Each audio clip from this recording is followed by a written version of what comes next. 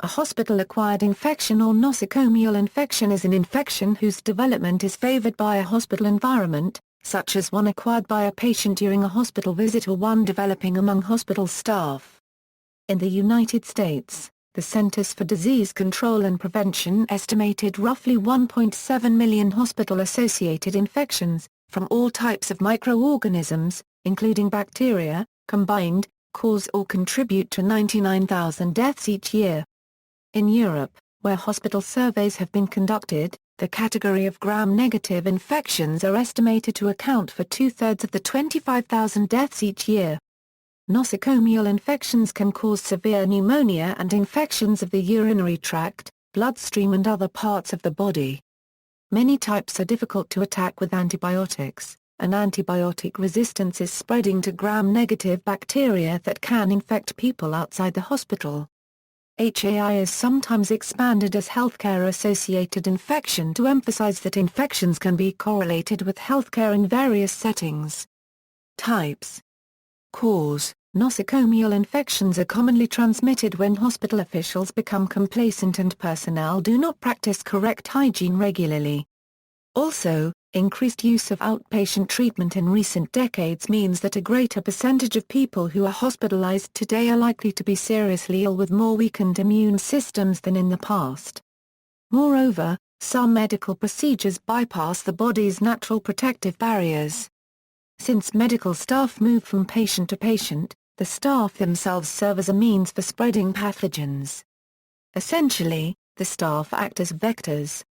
Transmission. The drug-resistant gram-negative bacteria, for the most part, threaten only hospitalized patients whose immune systems are weak.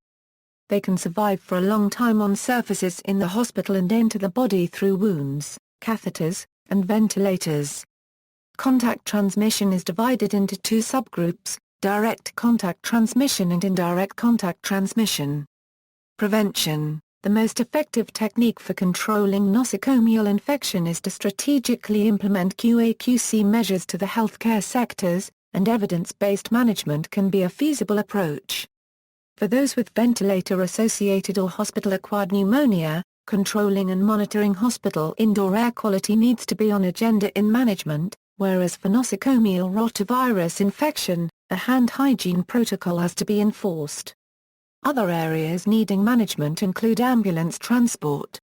To reduce HAIs, the state of Maryland implemented the Maryland Hospital Acquired Conditions Program that provides financial rewards and penalties for individual hospitals based on their ability to avoid HAIs. An adaptation of the Centers for Medicare and Medicaid Services payment policy causes poor-performing hospitals to lose up to 3% of their inpatient revenues, whereas hospitals that are able to avoid HAIs can earn up to 3% in rewards. During the Programma Euro unregistered trademark's first 2 years, complication rates fell by 15.26% across all hospital-acquired conditions tracked by the state, from a risk-adjusted complication rate of 2.38 per 1,000 people in 2009 to a rate of 2.02 in 2011. A 15.26% decline translates into more than $100 million in cost savings for the healthcare system in Maryland, with the largest savings coming from avoidance of urinary tract infections, septicemia and other severe infections, and pneumonia and other lung infections. If similar results could be achieved nationwide, the Medicare program would save an estimated $1.3 billion over 2 years, whereas the healthcare system as a whole would save $5.3 billion. Hospitals have sanitation protocols regarding uniforms, equipment sterilization, washing, and other preventive measures.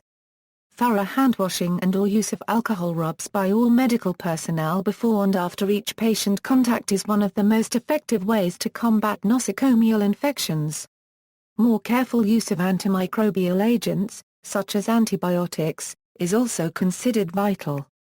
Despite sanitation protocol, patients cannot be entirely isolated from infectious agents. Furthermore, patients are often prescribed antibiotics and other antimicrobial drugs to help treat illness. This may increase the selection pressure for the emergence of resistant strains. Sterilization. Sterilization goes further than just sanitizing. it kills all microorganisms on equipment and surfaces through exposure to chemicals, ionizing radiation, dry heat, or steam under pressure. Isolation. Isolation precautions are designed to prevent transmission of microorganisms by common routes in hospitals. Because agent and host factors are more difficult to control, interruption of transfer of microorganisms is directed primarily at transmission. Handwashing. Handwashing frequently is called the single most important measure to reduce the risks of transmitting skin microorganisms from one person to another or from one site to another on the same patient. Washing hands as promptly and thoroughly as possible between patient contacts and after contact with blood, body fluids, secretions, excretions, and equipment or articles contaminated by them is an important component of infection control and isolation precautions. The spread of nosocomial infections among immunocompromised patients is connected with healthcare workers' hand contamination in almost 40% of cases, and is a challenging problem in the modern hospitals. The best way for workers to overcome this problem is conducting correct hand hygiene procedures.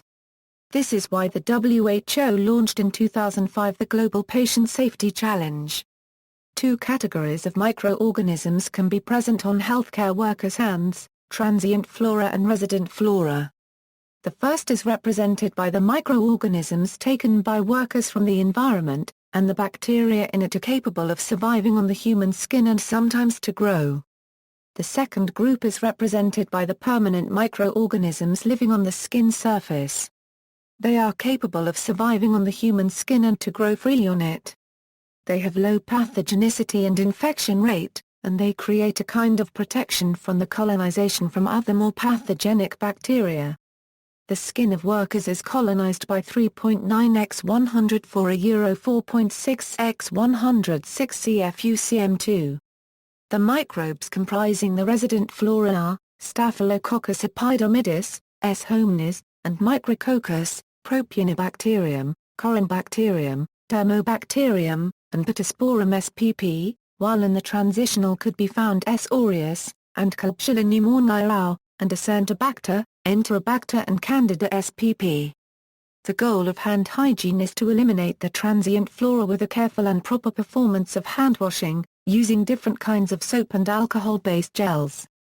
The main problems found in the practice of hand hygiene is connected with the lack of available sinks and time-consuming performance of hand washing. An easy way to resolve this problem could be the use of alcohol-based hand rubs, because of faster application compared to correct hand washing. All visitors must follow the same procedures as hospital staff to adequately control the spread of infections. Visitors and healthcare personnel are equally to blame in transmitting infections. Moreover, multidrug-resistant infections can leave the hospital and become part of the community flora if steps are not taken to stop this transmission. It is unclear as of 2014 if nail polish or rings affected surgical wood infection rates, as it has not been studied. Gloves. In addition to hand washing, gloves play an important role in reducing the risks of transmission of microorganisms. Gloves are worn for three important reasons in hospitals. First, they are worn to provide a protective barrier and to prevent gross contamination of the hands when touching blood, body fluids, secretions, excretions, mucous membranes, and non-intact skin.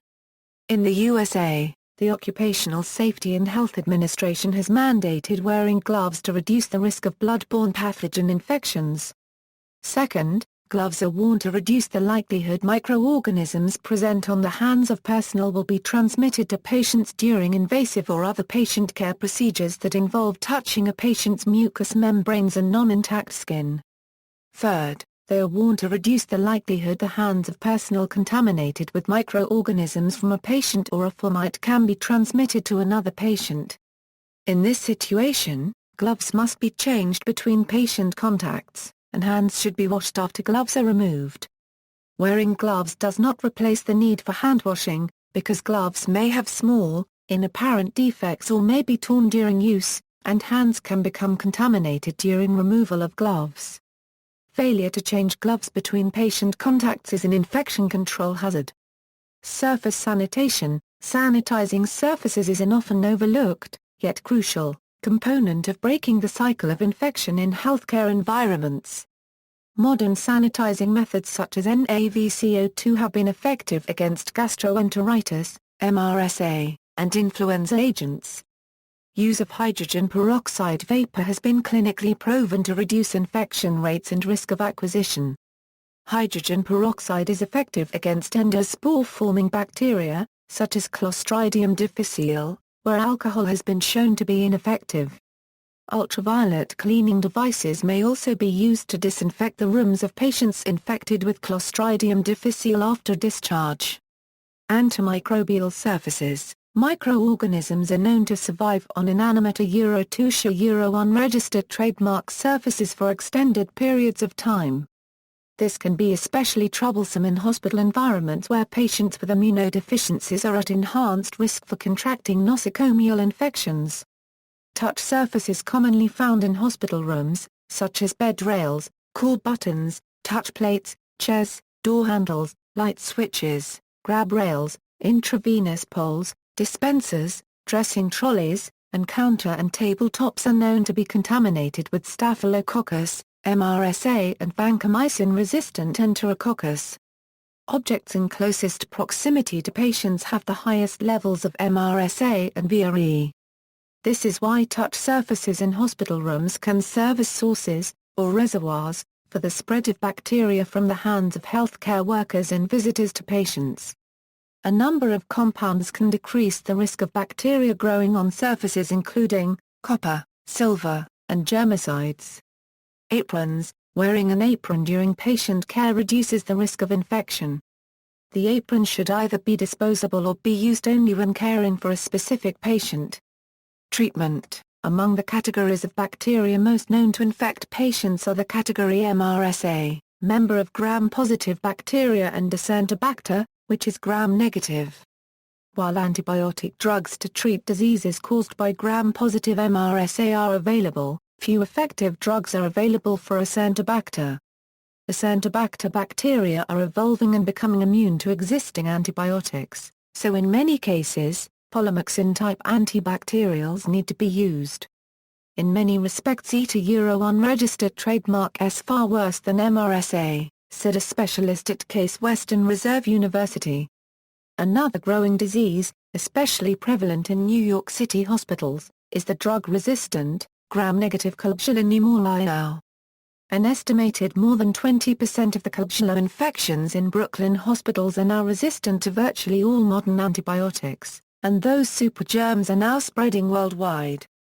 The bacteria, classified as gram-negative because of their reaction to the gram stain test, can cause severe pneumonia and infections of the urinary tract, bloodstream, and other parts of the body. Their cell structures make them more difficult to attack with antibiotics than gram-positive organisms like MRSA. In some cases, antibiotic resistance is spreading to gram-negative bacteria that can infect people outside the hospital. For gram-positives we need better drugs. For gram-negatives we need any drugs, said Dr. Brad Spellberg, an infectious disease specialist at Harbor-UCLA Medical Center, and the author of Rising Plague, a book about drug-resistant pathogens. 1/3 of nosocomial infections are considered preventable. The CDC estimates 2 million people in the United States are infected annually by hospital-acquired infections, resulting in 20,000 deaths. The most common nosocomial infections are of the urinary tract, surgical site and various pneumonias. Epidemiology. The methods used differ from country to country, so the international comparisons of nosocomial infection rates should be made with the utmost care. United States. The Centers for Disease Control and Prevention estimated roughly 1.7 million hospital-associated infections, from all types of bacteria combined, cause or contribute to 99,000 deaths each year. Other estimates indicate 10%, or 2 million, patients a year become infected, with the annual cost ranging from $4.5 billion to $11 billion. In the USA, the most frequent type of infection hospital-wide is urinary tract infection, followed by surgical site infection, and bloodstream infection and pneumonia. France, estimates ranged from 6.7% in 1990 to 7.4%. At national level, Prevalence among patients in healthcare facilities was 6.7% in 1996, 5.9% in 2001 and 5.0% in 2006. The rates for nosocomial infections were 7.6% in 1996, 6.4% in 2001 and 5.4% in 2006. In 2006, the most common infection sites were urinary tract infections, pneumopathy, infections of surgery site, infections of the skin and mucous membrane, other respiratory infections and bacterial infections/blood poisoning. The rates among adult patients in intensive care were 13.5% in 2004, 14.6% in 2005, 14.1% in 2006 and 14.4% in 2007. Nosocomial infections are estimated to make patients stay in the hospital 4 to 5 additional days.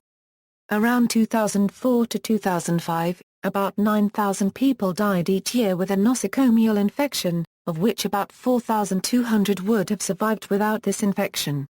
Italy, since 2000, estimates show about a 6.7% infection rate, that is between 450,000 and 700,000 patients, which caused between 4,500 and 7,000 deaths. A survey in Lombardy gave a rate of 4.9% of patients in 2000. United Kingdom, estimates show a 10% infection rate, with 8.2% estimated in 2006. Switzerland, estimates range between 2 and 14%. A national survey gave a rate of 7.2% in 2004. Finland, rate were estimated at 8.5% of patients in 2005. Belgium, in Belgium the prevalence of nosocomial infections is about 6.2%. Annually about 125,500 patients become infected by a nosocomial infection, resulting in almost 3,000 deaths. The extra costs for the health insurance are estimated to be approximately $400 million a year. See also, cubicle curtain, infection control, iatrogenesis, NaVCO2, phototherapy, sanitation standard operating procedures, references.